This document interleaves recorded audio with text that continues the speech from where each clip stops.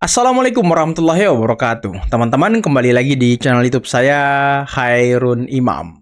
Gimana nih kabar kalian? Semoga kita semua selalu diberi kesehatan, kemudahan, dan juga limpahan rezeki dari Yang Maha Kuasa. Nah, di video kali ini kita akan menyaksikan beberapa tayangan yang sangat menarik dan juga sangat-sangat mengejutkan. Di mana Amin Rais, salah satu gelandangan politik Indonesia, sepertinya sedang risau, sedang panik, karena ketika Idul Adha kemarin, dia mendapatkan kiriman sapi jumbo dari orang yang tidak dikenal. Dalam artian orang misterius, teman-teman. Dan di tubuh sapi itu ada inisial yang tertera.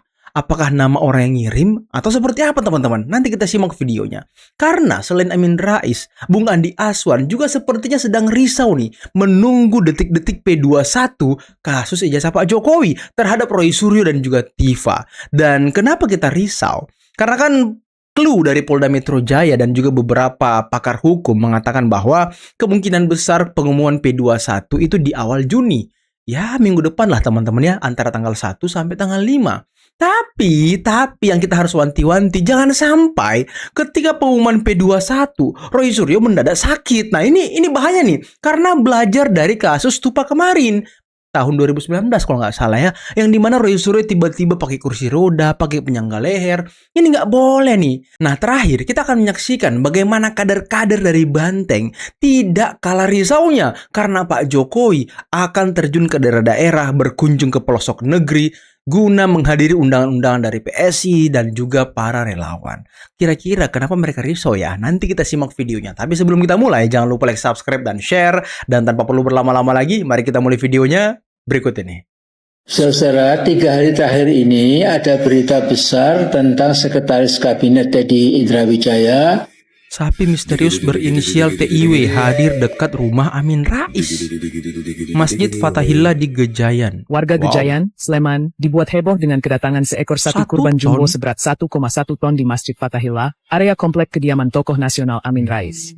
Yang menarik perhatian, sapi berjenis simental itu datang dengan keterangan pengirim berinisial TIW dari Jakarta. Sementara sapinya sendiri berasal dari peternak di Boyolali, Jawa Tengah.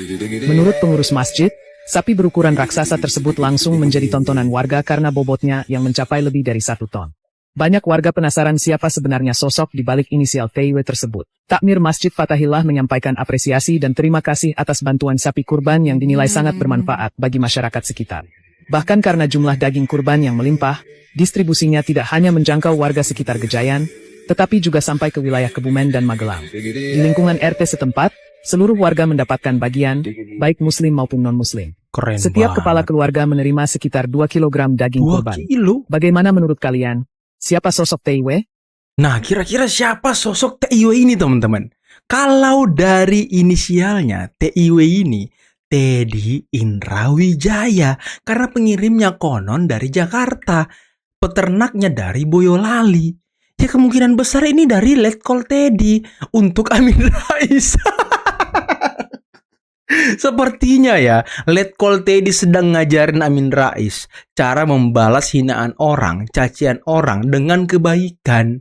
Karena kan beberapa waktu yang lalu sempat ramai tuh kan video Amin Rais yang ngata-ngatain Letkol Teddy, ngata-ngatain orientasi seksnya, dan ini kan sangat tidak beradab, teman-teman, ngurusin hal-hal pribadi seseorang, apalagi kalau itu tidak benar. Kosinudin aja kemarin sempat protes ke Amin Rais, jangan bergosip, nggak baik gitu. Tapi ya apapun itu, sepertinya Amin Rais harus belajar dari Letkol Teddy ya, cara membalas cacian dan makian dengan kebaikan. Ini telak banget sih. Kalau Amin Rais tidak merasa terhina ataupun tidak merasa tersindir ya, sepertinya memang udah kebal muka gitu ya kan, dan kebal hati dan otak.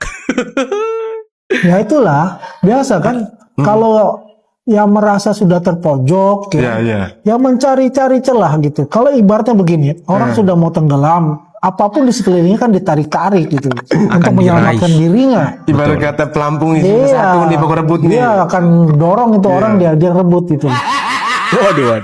Oke, mensreanya. Sebenarnya sudah lama untuk melakukan itu ya. Ya ini kan suatu hal yang seperti balas dendam. Wih, balas dendam ini ya. Ya kan ingat dengan kasus Tupa tahun berapa? 2019 kan? Ya. Ya, kasus Tupa dia kena vonis berapa? 9 bulan ya. 9 bulan dia pakai kursi roda itu sama penyangga leher. Penyangga leher dan kursi Penyangga roda. leher. Fenomenal. Fenomenal waktu itu kan. Jadi Waktu ketika itu. tapi saya heran waktu itu dia sakit apa tiba-tiba kok langsung itu Ada yang kasih tahu. diagnosanya gitu. gimana? Enggak lah. Diagnosa sakitnya dulu. Begini, kalau dia ini kan jago berakting. Oke.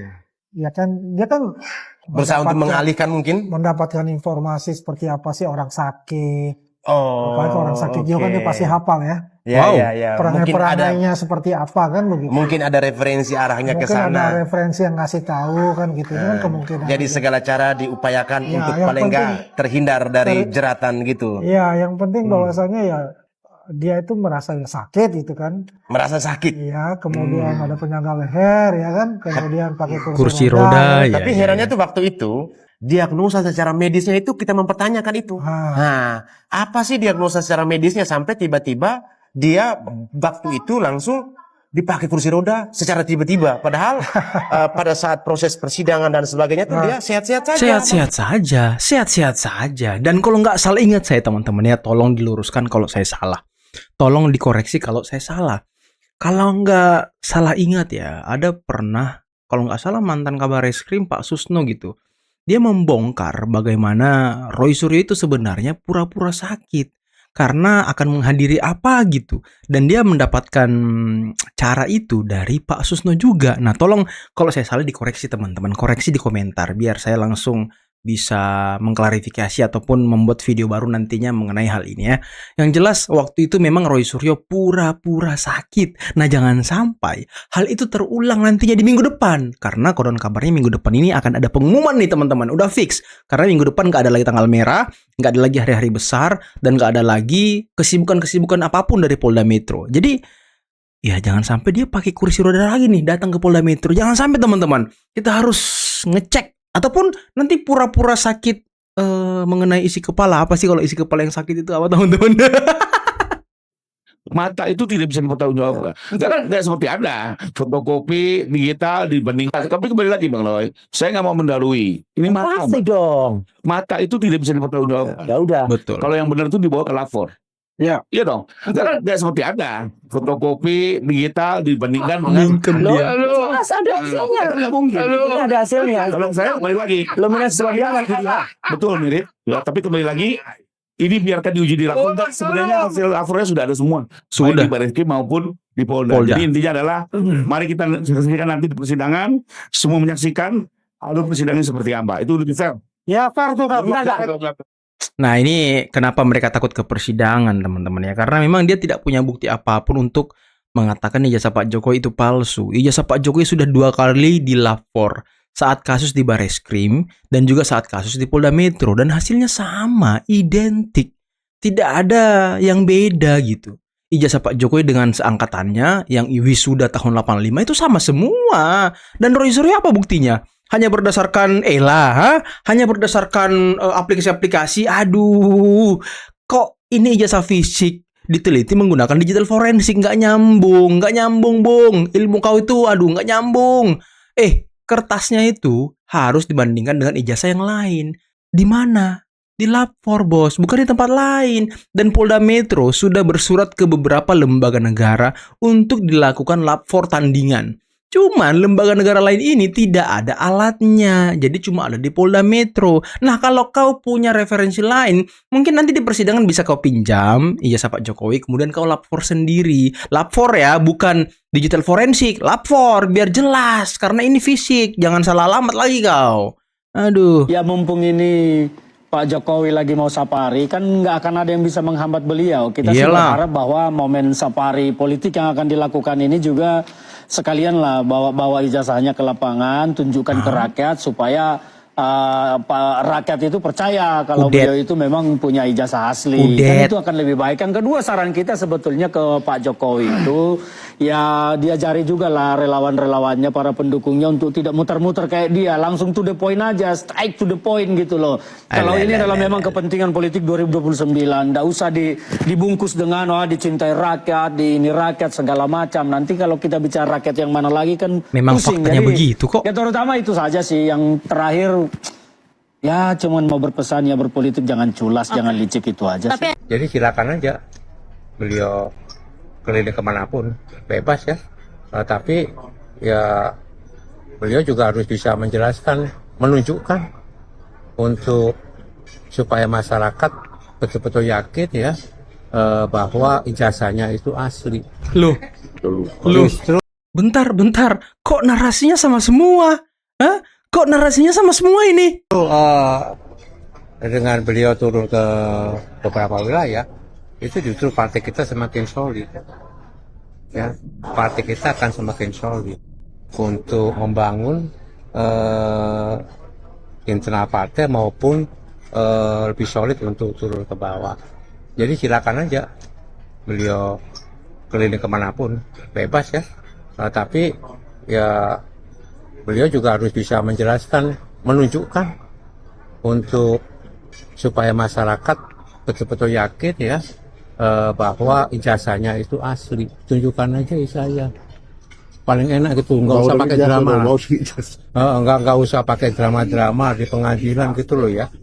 Kalau Anda tanya ijazah saya tunjukkan pada Anda gitu ya. Jadi itu aja misalkan gitu ya. Barangkali untuk menetralisir itu. Bahwa beliau akan menunjukkan ijazah aslinya. Kudet. Ya, untuk mengakhiri polemik yang terjadi misalnya begitu ya. Aduh, 2 kudet rupanya kadar-kadar banteng ini ya. Gimana Pak Jokowi menunjukkan ijazahnya ke masyarakat? Gimana? Forumnya itu di pengadilan, Bung. Bukan di tempat-tempat ramai, di tempat umum, bukan. Ya lagian juga Pak Jokowi tidak bisa membawa ijazahnya karena ijazahnya itu sedang disita Polda Metro. Aduh, ini orang kudet-kudet semua loh ya. Apakah sudah panik dengan rencana Pak Jokowi ingin terjun ke daerah? Waduh, kasihan sekali loh. Dihentikan. Mulai dari hari ini dihentikan. Seandainya ada yang putar film itu, tolong proses orang itu. Mereka putar film pesta babi itu di mana-mana. Saya sakit hati. Saya kecewa sekali. Tanpa izin dan saya tanpa pembicaraan. Itu penjahat itu mereka. Saya punya baja ini di mana-mana mereka putar film itu. Saya sakit hati. Tanpa izin dari saya. Tanpa izin loh. Maka itu saya datang ke Jakarta. Jadi itu saja yang saya sampaikan untuk anak-anak. Itu siapa yang ajak? Yang ajak saya ke Jayapura untuk ikut kegiatan itu Bang Tigor. Jadi setelah kita selesai kegiatan, dia ajak kita untuk nonton film Pesta Babi. Jadi pada saat itu saya tahu saja mau potong babi betulan. Ternyata kita naik di Aula Maranatha. Ternyata film yang diputar itu judulnya film Pesta Babi. Di situ ada wajah saya. Di situ saya lihat sendiri. Saya saksikan sendiri. Kenapa wajah saya ditampil di depan banyak orang. Tanpa seizin dari saya. Itu yang saya sakit hati dan sakit jiwa sekali bersama keluarga saya. Mama, berarti tidak ada pembicaraan ke Mama soal Mama akan diajak ikut bikin film atau menjadi pemeran dalam film itu tidak ada, Mama? Tidak ada sama sekali. Saya kaget pada saat nonton itu. Tanggal 8 bulan 4. Saya sendiri ketemu itu. Wajah saya di situ pada saat mereka putar film itu, Pesta Babi. Sakit hati betul, sampai hari ini saya masih sakit hati, kecewa. Kenapa wajah saya bisa dibawa kemana-mana lewat film itu? Apa saya ini boneka? Apa saya patung Asmat yang sudah diukir? Orang Papua bilang itu patung Asmat. Ukiran itu. Saya bukan ukiran Asmat. Dihentikan. Mulai dari hari ini dihentikan. Seandainya ada yang putar film itu, tolong proses orang itu. Tolong proses. Wow, ini suara Mama Papua yang wajahnya itu ada di poster film Pesta Babi, teman-teman. Beliau tadi mengatakan, apakah saya boneka? Wah, ini antek-antek Soros nih yang dapat dana dari Soros. Ternyata mungkin ya diduga hanya memanfaatkan mama-mama Papua atau warga Papua untuk melawan pemerintah. Ini bahaya loh. Mereka mengeksploitasi warga-warga Papua untuk kepentingan pribadi mereka loh, untuk kepentingan asing loh. Ini ngeri, teman-teman, ngeri banget. Ini tadi Mama Papua ini udah jelas dan terang mengatakan bahwa kalau masih ada yang mutar filmnya tolong diproses. Wah, ini gawat ini. Jadi siap-siap saja. Persoalan sapi kurban presiden. kan banyak tuh yang marah-marah di media sosial, mengata-ngatai lah sapi kurban presiden.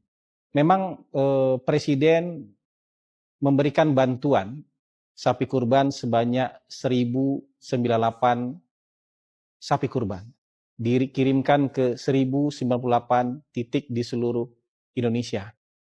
Anggarannya berasal dari dana bantuan kemasyarakatan presiden. Dan judul sapinya yang dikirim itulah sapi kurban bantuan kemasyarakatan presiden. Lalu ada yang marah-marah. Lah ini kenapa kurban pakai APBN? Kenapa pakai APBN ngirim kurban tapi dipakai buat pencitraan pribadi? Ada yang marah-marah, nggak sah nih kurbannya. Karena kurban-kurban begini harusnya pakai dana pribadi, bukan pakai dana APBN. Nah ini sama, kayak tadi tuh. Kayak faktanya didiskon, kayak kebenaran didiskon, nalarnya pun akhirnya didiskon. Tapi kemudian sok paten, berteori dan kemudian menceramahi orang di media sosial. Teman-teman, 2 tahun lalu ada lebaran Idul Adha juga. Ada sapi bantuan presiden juga. Dan presidennya bukan Prabowo Subianto. Catat, ada sapi bantuan presiden juga untuk kurban. 12 tahun yang lalu ada juga lebaran haji. Ada sapi kurban bantuan presiden juga. Dan nama presidennya bukan Prabowo Subianto. 17 tahun yang lalu, 20 tahun yang lalu ada juga sapi kurban bantuan presiden. Dan nama presidennya bukan Prabowo Subianto. Jadi tiap tahun ada. Sapi kurban bantuan kemasyarakatan presiden itu ada. Yang ributnya baru tahun ini. Betul, betul. Lucu emang. Kenapa? Faktanya didiskon. Anda nggak mau tahu. Mereka nggak mau tahu bahwa ini ada setiap tahun. Bahwa sapi kurban bantuan kemasyarakatan presiden itu ada setiap tahun. Dan nama presidennya bisa ganti-ganti. Bisa Prabowo Subianto, bisa Joko Widodo, bisa Susilo Bambang Yudhoyono. Nah itulah tadi teman-teman beberapa video yang bisa kita simak, yang bisa kita saksikan pada kesempatan kali ini. Dan sepertinya ya, safari yang akan dilakukan oleh Pak Jokowi ke beberapa daerah ini ternyata mengundang perhatian yang sangat luar biasa. Entah itu dari partai politik, dari tokoh-tokoh politik, dari analisis-analisis politik, dari ya politik-politik warung kopi, semuanya membicarakan mengenai safari dari Pak Jokowi. Yang dimana beliau akan memulainya kalau nggak salah di Lampung, di bulan depan mungkin ya Pak Jokowi akan ke Lampung, dan itu daerah pertama yang akan didatangi Pak Jokowi, dan itu berdasarkan undangan dari PSI kabupaten ataupun relawan-relawan yang ada di kabupaten teman-teman. Jadi bukan Pak Jokowi yang mau sendiri ke sana, bukan, karena ada undangan. Nah kan banyak tersebar tuh di media sosial katanya Pak Jokowi mau safari keliling Indonesia, duitnya dari mana? Ya biasanya kalau kita yang buat acara terus ngundang tokoh, ngundang siapapun itu, ya pasti yang ngundang itu yang siapkan tiketnya. Jadi bukan uang pribadi Pak Jokowi. Karena ya di framing lagi tuh sama gerombolan pembenci, di framing yang aneh-aneh lagi tuh. Nah apalagi tadi ya Banteng sepertinya udah mulai ketar-ketir gitu ya kan. Katanya Pak Jokowi tunjukkan ijazahnya. Ya elah, dan narasinya sama semua loh. Narasinya sama semua. Apakah sudah ada briefing? Sudah ada briefing? Waduh. Kalian lupa ya, kata siapa? Faisal Assegaf beberapa waktu yang lalu. Yang paling bertanggung jawab kalau memang ijazah Pak Jokowi terbukti palsu, yaitu PDIP dan Megawati. Nah itu kata Faisal Assegaf. Dan ya PDIP memang belakangan ini selama mereka pisah dengan Pak Jokowi selalu mencuci tangan sendiri, selalu berusaha untuk keluar dari isu-isu yang menyasar Pak Jokowi. Mereka berusaha untuk membersihkan diri, mensucikan diri, dan paling tidak mau dikaitkan dengan isu Pak Jokowi. Padahal Pak Jokowi memerintah 2 tahun, partai pemenangnya adalah PDIP. Jadi ya ayolah, jangan terlalu munafik gitu ya kan. Aduh, saya nggak ngerti lagi ya dengan Banteng ini. Katanya tunjukkan aja ijazahnya, ijazah yang Pak Jokowi disita Polda Metro ya kan. Gimana cara beliau menunjukkannya? Ini orang-orang kudet nih sebenarnya nih, orang-orang kudet nggak ngerti persoalan, terus ngomong rocos di media. Aduh, heran emang. Tapi tadi saya sangat sangat tertegun dengan mama-mama Papua yang kesel wajahnya dipasang di film Pesta Babi dan diputar di beberapa daerah di Indonesia. Ya, isinya sih memang penuh dengan propaganda, penuh dengan intrik politik, penuh dengan tujuan untuk ya sepertinya sih ingin memantik kemarahan masyarakat melalui isu Papua dan menggunakan warga-warga Papua sebagai pemantiknya, teman-teman. Dan ternyata bisa kita lihat tadi mama Papua sudah protes, sudah mengancam kalau masih ada yang mutar filmnya menggunakan wajah mama Papua ini akan diproses. Wah, ini jelas dan terang nih ya. Jadi tolong ya nobar-nobar itu stop gitu ya kan. Oke, mungkin cukup sekian dulu video kali ini. Jangan lupa like, subscribe, dan share videonya. Akhir kata, billahi taufiq wal hidayah. Assalamualaikum warahmatullahi wabarakatuh. Bye-bye.